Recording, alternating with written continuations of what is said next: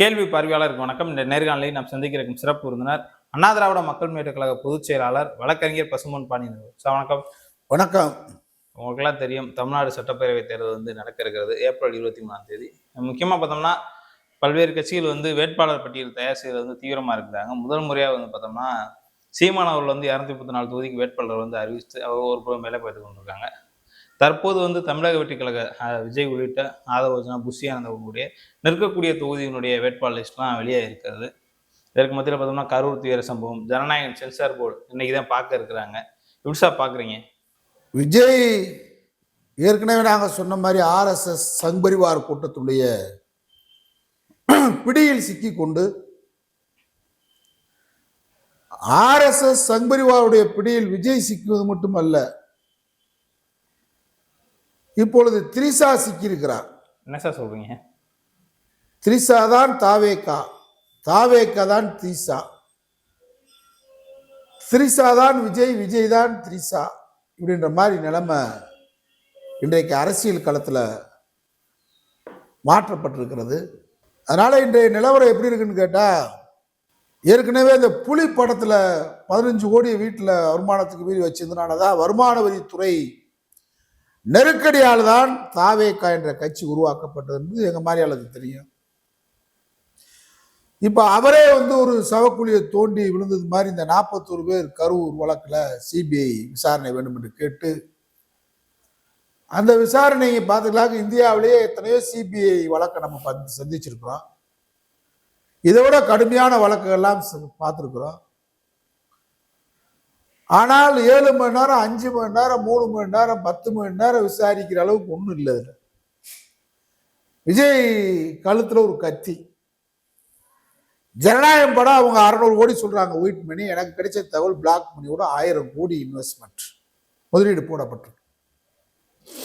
அதில் விஜய் பணம் போக வெளியாட்கள் பணம் அதில் இருக்கு, தயாரிப்பாளர்கள். இப்போ நிலவரம் என்னன்னு கேட்டால், அந்த படத்தை இன்னைக்கு மறு தணிக்கைக்கு பண்ணிக்கிட்டாங்க.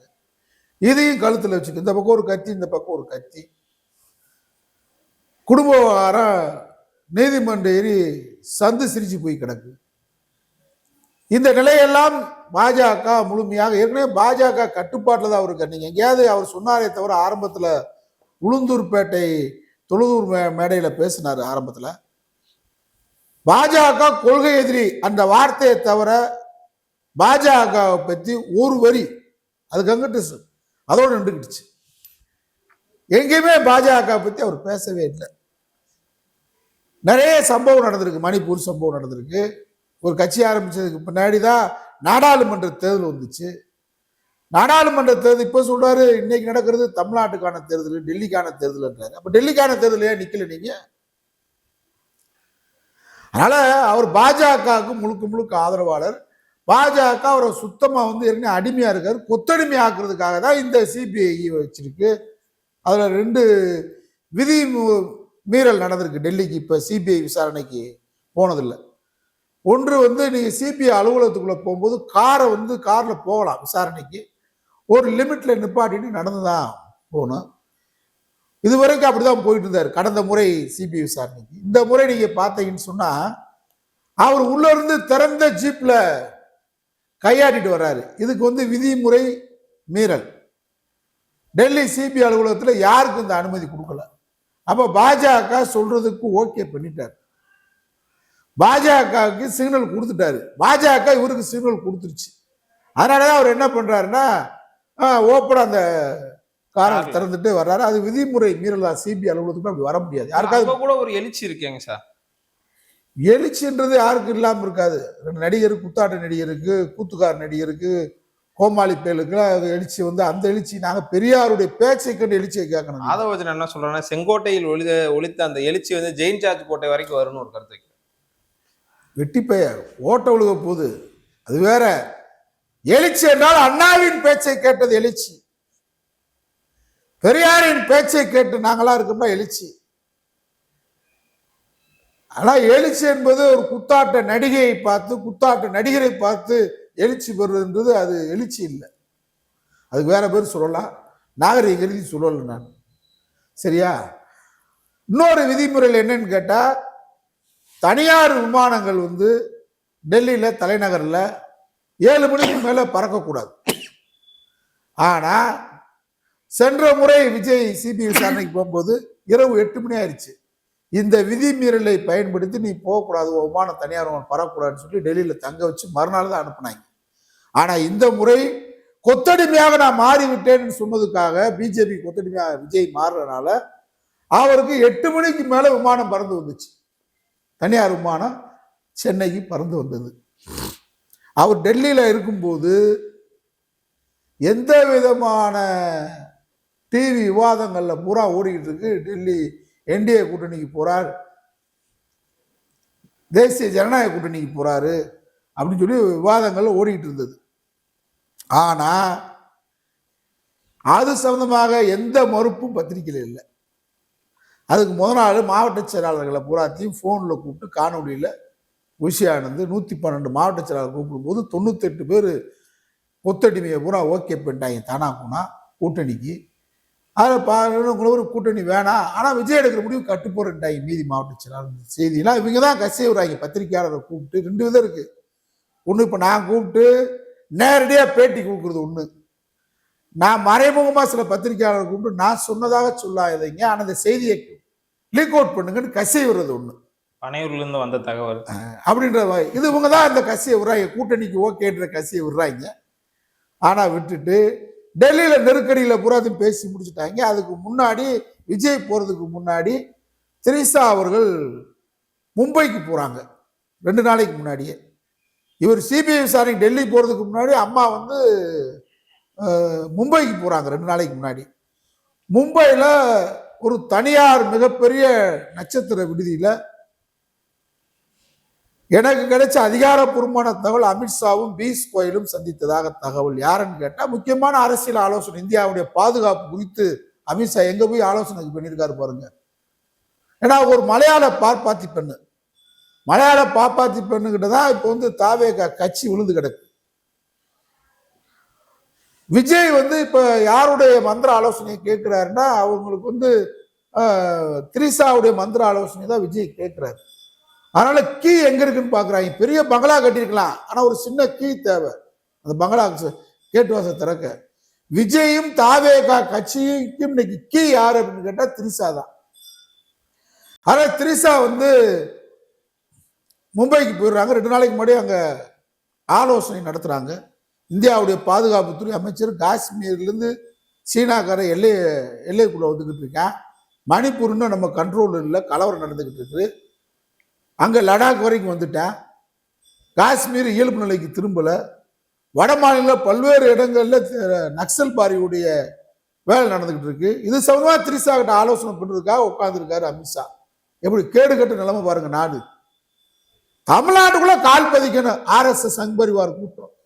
அதற்கு நாங்க எவ்வளவு கீழே இறங்கி போனாலும் போவோம்னு சொல்லி ஒரு இந்தியாவுடைய பாதுகாப்புத்துறை அமைச்சரே உட்கார்ந்து பேசியிருக்கிறதாக தகவல். அவ பேசப்பட்ட செய்தி என்னன்னு கேட்டா 40 சட்டமன்ற உறுப்பினர்கள் தாவேகாவுக்கு, 5 அமைச்சர்கள், ஒரு துணை முதல்வர், ஒரு ராஜ்யசபா சீட்டு வேண்டும் என்று திரிசா அவர்கள் கோரிக்கை வைத்ததாக தகவல். அதே நேரத்தில் டெல்லியில் விஜயிட்ட சந்திக்கும் போதும் திரிசா என்ன சொல்றாங்களோ அவங்க முன்மொழிந்ததை நான் வழிமொழிகிறேன். எங்க கட்சி திரிசா எடுக்கிற முடிவுக்கு தான் கட்டுப்படும். 2வது, தமிழ்நாட்டில் இந்தியா கூட்டணி ஒன்று இருக்கு, நீங்க தேசிய ஜனநாயக கூட்டணின்னு வச்சிருக்கீங்க, அதுக்கு நாங்க கூட்டணிக்கு வந்ததுக்கு முன்னாடி திரிசா கூட்டணின்னு மாறணும், பேர் மாறிடுவாங்க. அதிமுக கூட்டணிக்கு திரிசா கூட்டணி அப்படின்னு ஒரு கண்டிஷன்லாம் போட்டு பேசியிருக்காங்க. அதில் பிஜேபி ஒரு நல்ல ஆலோசனையை திரிசா அவர்களுக்கு வழங்கியிருக்கு. என்ன சொல்லியிருக்காங்கன்னா, 40 பேர்லாம் நீங்கள் எம்எல்ஏ ஆக்குனீங்களாக்க திமுக மிகப்பெரிய கட்சி, 75 ஆண்டு கால பவளவலா கண்ட கட்சி. அதனால 40 எம்எல்ஏல 20 எம்எல்ஏவை தூக்கிடுவாங்க, உங்கள் கட்சியை காணாமல் ஆக்கிடுவாங்க. அதில் ஸ்ட்ராங்கா திரிசாக்காக உயிரை கொடுப்பேன், அண்ணன் விஜய்க்காக உயிரை கொடுப்பேன்னு சொல்ற ஸ்ட்ராங்கா ஒரு 20 பேரை மட்டும் பிடிச்சி எம்எல்ஏ ஆக்கிருங்க. முதல் ஒரு துணை முதல்வர் வாங்கிக்கிறங்க, ஒரு ராஜ்யசபா வாங்கிக்கிறங்க. 5 பேர் மந்திரி ஆக்காதீங்க, மந்திரி விலையை போயிடுவாங்க. அசால்ட்டா யாரையும் தூக்கி புஷி ஈஸியாக தூக்கினா தூக்கிட்டு போயிடுவாங்க திமுக.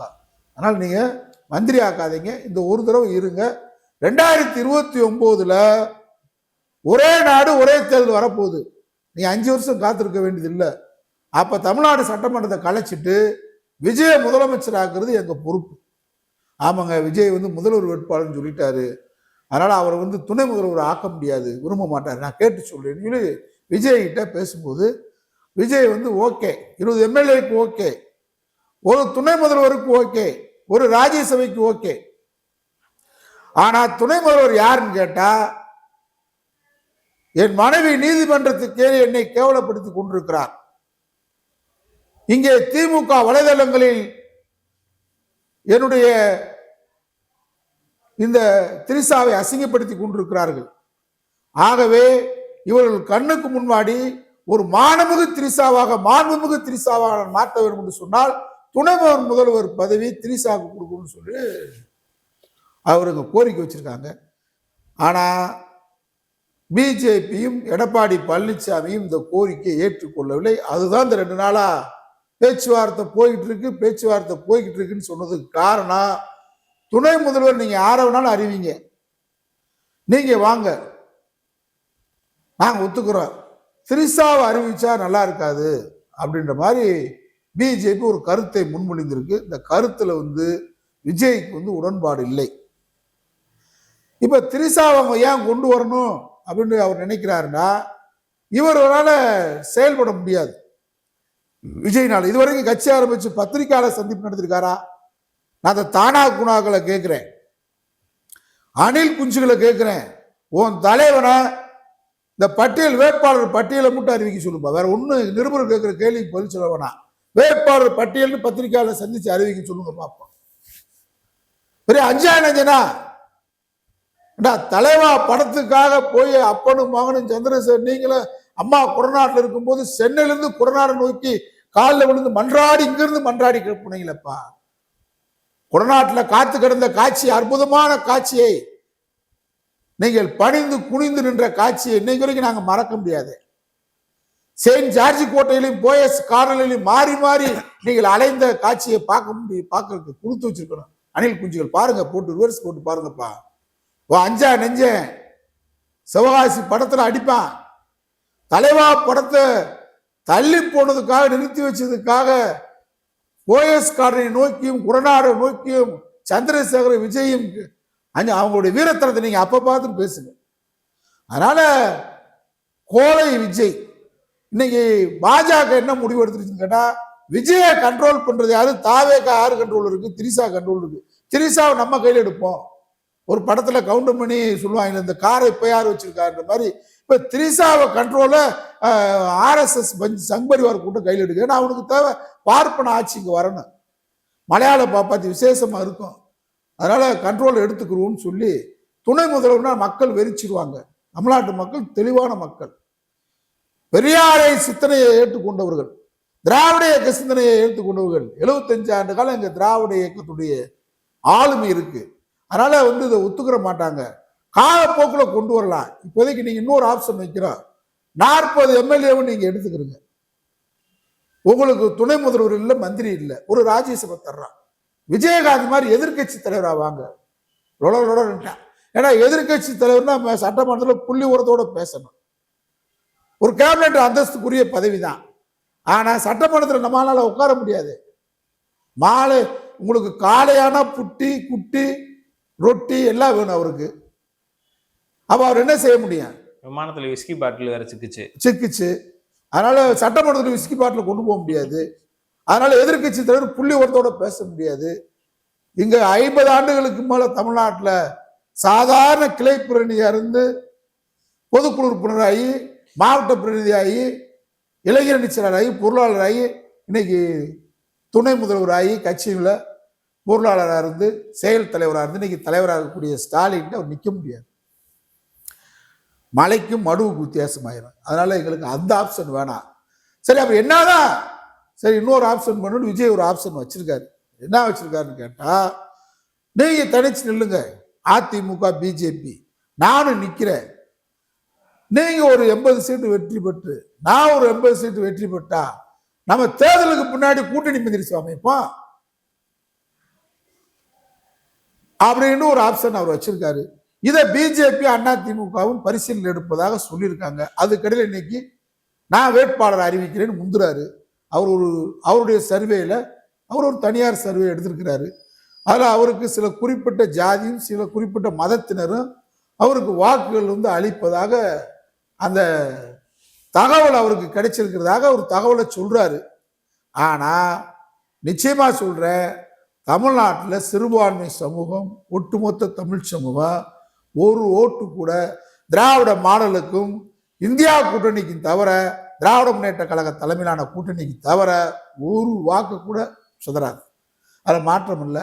பெரம்பூர்லாம் வந்து தொழிற்சங்கம் நிறைந்த பகுதி, கம்யூனிஸ்ட் கட்சிகள் வெற்றி பெற்ற தகுதி, நம்முடைய இந்திய கம்யூனிஸ்ட் கட்சியுடைய துணை பொதுச் செயலாளர் மகேந்திரன் என்ற தொகுதி, நம்முடைய தம்பி சேகர் வெற்றி பெற்ற தொகுதி, அது மாதிரி வில்லிவாக்கத்தில் சுப்பு, திராவிட முன்னேற்ற கழகத்துடைய தலைவர் சுப்பு வெற்றி பெற்ற தொகுதி, நடிகர் நெப்போலியன் வெற்றி பெற்ற தொகுதி, ஆர்கே நகர் அதிமுக கோட்டை, திராவிட முன்னேற்ற கழகம் நம்முடைய சர்க்குண பாண்டியன் அவர்கள் திராவிட முன்னேற்ற கழகத்துடைய துணை பொதுச் செயலாளர் இந்த சர்க்குண பாண்டியன் அவர்கள் வெற்றி பெற்ற தொகுதி. அவங்க சொல்லியிருக்கிறது டி நகர் நம்முடைய ஜே கருணாநிதி அவர் திராவிட முன்னேற்ற கழகம் அங்கே வெற்றி பெற்ற தொகுதி. அதனால திமுக என்பது எம்ஜிஆர் காலத்திலேயே சென்னை திமுக கோட்டை, அந்த கோட்டைக்குள்ள வந்து மாற்றாரு. அதாவது சிங்கத்தின் குகைக்குள்ளே வந்து சிறுநெறி மாற்ற மாதிரி, புலி கோட்டைக்குள்ள வந்து எலி மாற்றின மாதிரி இன்னைக்கு வந்து மாற்றாரு. திராவிட முன்னேற்ற கழக கோட்டைக்குள்ள வந்து மாற்றாரு. நிச்சயமா வந்து சரியான பாடத்தை நான் இந்த மிகைப்படுத்தி பேச விரும்பல. விஜய் டெபாசிட் வாங்குவாரு. விஜய் தவிர நாடு முழுவதும் தாவேக்கா டெபாசிட் தொகையை இழப்பாங்க. ஆனால் இன்றைக்கு வந்து இந்த கூட்டணின்றது இந்த அளவுல தான் பேசி, ஆனால் எப்போ வேணாலும் உளவுத்துறை கிடைச்ச தகவல், ஒன்றிய அரசு அமித்ஷா எடுத்த உளவுத்துறை, அரசு எடுத்த உளவுத்துறை, தனியார் ஏஜென்சி மூலம் எடுத்த உளவுத்துறையில இன்றைக்கு கிடைக்கக்கூடிய தகவல் இப்படியே அணிகளாக பிரிந்து நின்றால் 214 இடங்களில் திராவிட முன்னேற்ற கழக கூட்டணி வெற்றி பெறும். அதிமுக 6 இடம் தான் சொல்றான், பிஜேபிக்கு 1 தான் வருதுன்றான், அதுவும் தப்பி தவறி தான் வரும்ன்றான். அதனால 214 இடங்களில் வெற்றி பெறும் சொல்லி ஒன்றியத்துடைய உளவுத்துறை அவங்களுடைய தனியார் ஏஜென்சி கொடுத்த தகவல்னால எடப்பாடியை கடிக்கிறாங்க. நீ கூட்டணி சரியா அமைக்கல, உன்னாலதான் போச்சு, அதனாலதான் நாங்க தாவேக்காவை பிடிச்சி கொண்டு வரணும் அப்படின்னு சொல்லி தாவேக்காவை பிடிச்சி இழுக்கிறாங்க. தாவேக்கா இந்த கண்டிஷன்ல திரிசா கையில இருக்கு. இப்ப முடிவு வந்து தாவேக்கா முடிவு ஆதவர்ஜுன் கையிலயோ, செங்கோட்டையன் கையிலயோ, புஷி கையிலயோ, விஜய் கையிலயோ இல்லை, திரிசா கையில இருக்கு. திரிசா கூட தான் தொடர்பு வச்சிருக்காங்க நம்ம அமித்ஷா எல்லாமே. ஏன்னா அரசியல் மேதை அவங்களுக்கு தான் தமிழ்நாட்டுடைய அரசியல் தட்பவெப்பம், பூகோளம், சூழ்நிலை எல்லாமே தெரியும். திரிசாவுக்கு தமிழ்நாட்டு மக்களோட மக்களாக வாழ்ந்தவர். அதனால அவங்க கிட்ட தான் இப்ப தொடர்பு பிஜேபி வச்சு அழுத்தம் கொடுத்துட்டு இருக்கு. இன்னும் வேட்பாளர் அறிவிச்சிருக்காங்களே தவிர திரிசா எப்போ வேணாலும் முடிவை மாற்றலாம். விஜயுடைய மந்திர ஆலோசனை திரிசா கையில இருக்கு. அதனால அவங்க முடிவை மாத்தினா வேட்பாளர் அறிவிக்கப்பட்டு முழு தொகுதிக்கு அறிவிக்கப்பட்டு வேட்பாளர் திரும்ப பெறும் நாள் வரைக்கும் கூட இந்த கூட்டணி பேச்சுவார்த்தை நடக்கும். ஏன்னா நிலையில்லாத மனிதர் விஜய், கொள்கைவாதி அல்ல, லட்சியவாதி அல்ல. தன் மனைவி ஒரு பெண்ணை புகார் சொல்லி விட்டார், அந்த பெண்ணையவே துணை முதல்வராக்கணும்னு சொல்றவர். அப்ப கட்சி கொள்கை லட்சியம்லாம் இல்லை, யாராவது சொல்ல முடியுமா?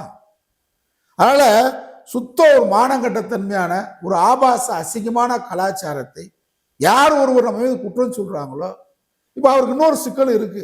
பிஜேபி அவர் வந்து இப்ப 2 விஷயத்தை தெரிஞ்சுக்கலாம். இப்ப ஏற்கனவே சொன்ன விதிமுறை மீறல் 2 சென்னை டெல்லியில் நடந்தது. சிபிஐ அலுவலகத்துக்குள்ளே ஏறி வர முடியாது. அதுக்கு முன்னாடி வந்தாரா? சென்ற முறை 3 முறை போனாரே, வந்தாரா? தனியார் விமானம் பறந்தது, இது சிக்னல். இப்ப சென்சார் போர்டு தணிக்கை குழு அதிகாரிகளுக்கு உடம்பு முடியலன்னு படுத்துக்கிட்டாங்க. எந்த படமாவது இந்தியால இவ்வளவு நாள் சென்சார் போர்டு பார்த்துக்கிட்டு இருக்கா? டெய்லி ஒவ்வொரு காட்சியா பார்த்தா கூட நான் பார்த்து பிடிச்சிருக்கணும்.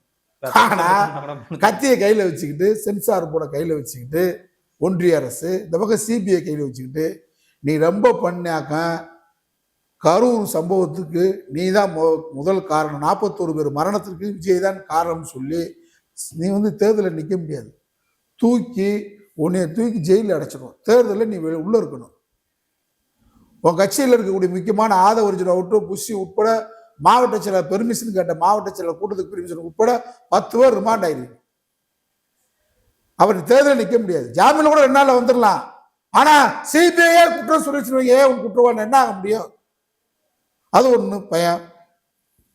ஜனநாயக படம் வந்து இப்ப சென்சார் போர்டு இன்னைக்கு பாக்குறாங்கன்னா, படம் வெளியே வந்துட்டா நீங்க கூட்டணி முடிஞ்சிருச்சுன்னு அர்த்தம். கூட்டணி அவங்களுக்குள்ள ஒற்றுமை ஆயிட்டாங்க.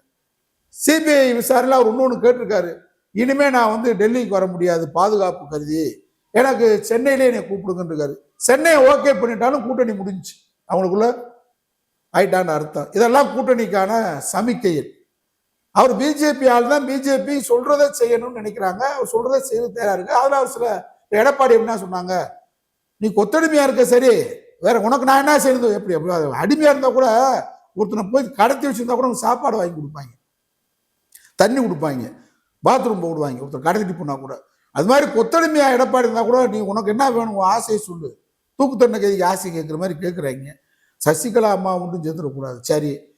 ஓபிஎஸ் சேர்த்துடக்கூடாது, சரி. வேற நான் மற்றெல்லாம் சரியா இருப்பேன், சரியா இருக்கேன், இப்போ சரியா இருக்காரு. அது மாதிரி விஜய்க்கு வந்து கொத்தடிமை தான் பிஜேபிக்கு. ஆனால் உனக்கு என்ன ஆசை, எனக்கு திரிசா ஆசை, அதான் இருக்குல்ல, அப்புறம் என்ன இல்லை அவங்கள நாங்கள் துணை முதல்வர் ஆக்கணும், சரி அதை பார்ப்போம் யோசிப்போம், வேற என்ன ஆசை, படம் வரணும், ரைட், அப்போ நாங்கள் சொல்றதை செய் அப்படின்னு சொல்லி இப்போ அவங்க கண்ட்ரோலுக்கு திரிசா போயிட்டாங்க, அவங்க கண்ட்ரோலுக்கு விஜய் இருக்கார். திரிசா போயிட்டாலே அப்புறம் அவங்க கண்ட்ரோல் தான், அவங்க ஏற்கனவே விஜய் கண்ட்ரோல் தான், திரிசா கண்ட்ரோல் விஜய் இருக்கிறாரு. அதனால இப்போ இந்த கூட்டணி முடிவுன்றது 2 நாளா பேச்சுவாதியா அவர் டெல்லியில் இருக்கும்போது எல்லா ஊடகங்கள்லையும் விவாதம் நடந்துச்சு. மாவட்ட செயலாளர் கூட்டத்தை புஷி நடத்தி போகலாமா கூட்டணின்னு கேட்டாரு. 112 பேர்ல 98 பேர் போகலாம்ட்டாங்க. சில கொத்தடிமை மட்டும் வேணாம், ஆனா அதே நேரத்தில் விஜய் சொன்னா நாங்க தற்கொலை கூட பண்ணுவோம். அந்த கட்சி தான் கேவலமா பேசுறாங்க, அண்ணனா இருப்போம், சகோதரியா இருப்போம், பப்பாட்டியா இருப்போம், பொண்டாட்டியா இருப்போம், டெய்லி கூட போயிட்டு வரும்ன்றாங்க. அப்படி ஒரு கேவலமான கலாச்சாரத்தை உருவாக்கக்கூடிய விஜயை இந்த தேர்தலில் வீழ்த்தணும். அதை வீழ்த்துறதுக்கு பாஜக பல்வேறு விதமான யுக்திகளை கையாளுறான். அவன் எப்படியாவது 25 சீட்டு பிடிச்சாகணும். அது விஷயம் ஒண்ணுதான், தமிழ்நாட்டில் அண்ணா திமுக, திமுக, அதிமுகன்ற இருதுருவ அரசியலை காலி பண்ணு சோழியை முடிக்கணும்.